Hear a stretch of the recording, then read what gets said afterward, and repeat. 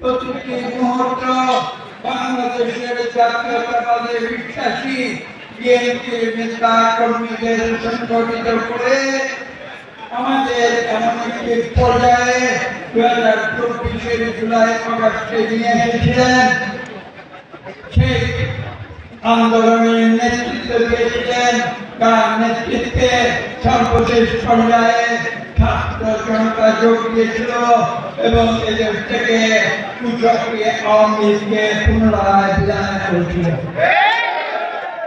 এই তারেক রহমানকে আজকে আমরা অভিনন্দন জানাই। বিএনপি 47 বছরের দীর্ঘ পথ পরিক্রমায় একটি জিনিস আমাদের মনে রাখতে হবে, সেটা হচ্ছে এই দল যখন গঠন করা হয় তখন শহীদ প্রেসিডেন্ট জিয়া রহমান এই দলের কি পরিচয় দিয়েছিলেন। তিনি বলেছিলেন যে ব্যক্তিকে দল বড়, দলের দেশ বড়। আজকে বাংলাদেশের এই ক্রান্তিকালে যখন আমরা আওয়ামী লীগের স্বৈরাচার থেকে একটি অন্তর্বর্তীকালীন সরকারের মাধ্যমে পুনরায় গণতন্ত্রে আমরা রূপান্তরিত হচ্ছি, তখন সেই সময় আমাদের মনে রাখতে হবে যে আমরা বাংলাদেশে গণতন্ত্রের বিশ্বাস এবং এই গণতন্ত্রের জন্য বাংলাদেশের লক্ষ লক্ষ মানুষ 71 সালে জীবন দিয়েছিল মুক্তিযুদ্ধে। এবং আমরা জানি যে এই বাংলাদেশের মানুষ মুক্তিযুদ্ধ করেছিল গণতন্ত্রের পাশাপাশি আরেকটি আদর্শে, সেই আদর্শের নাম হচ্ছে বাংলাদেশের কোটি কোটি মানুষের অর্থনৈতিক মুক্তি। যে দেশটি সেই দেশকে পুনরায় নতুন করে বিশ্বের বুকে সুপ্রতিষ্ঠিত করেছিলেন, এদেশে বহুদলীয় গণতন্ত্র ফিরিয়ে এনেছিলেন এই শহীদ প্রেসিডেন্ট জিয়া রহমানকে আজকে আমরা শ্রদ্ধা জানাই।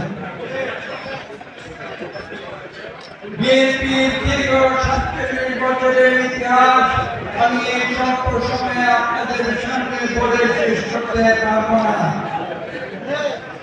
খুব সংক্ষেপে আমরা আজকে বলতে চাই যে পরবর্তীতে যখন একটি সামরিক শাসন 80 দশকে বাংলাদেশে কায়েম হয়েছিল,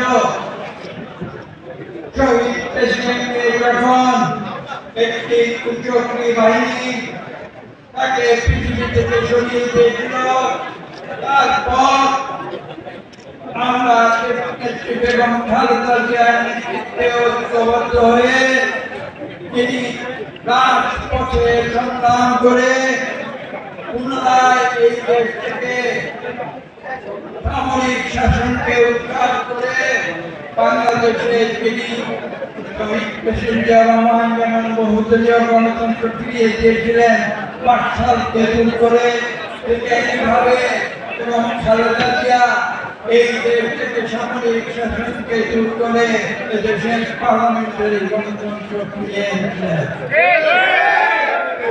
এবং তার ধারাবাহিক প্রতিষ্ঠিত করেছেন। আজকে সে আমরা আশা করি এবং দোয়া করি আল্লাহ যেন তার ওনাকে দীর্ঘ হায়াত দান করুন।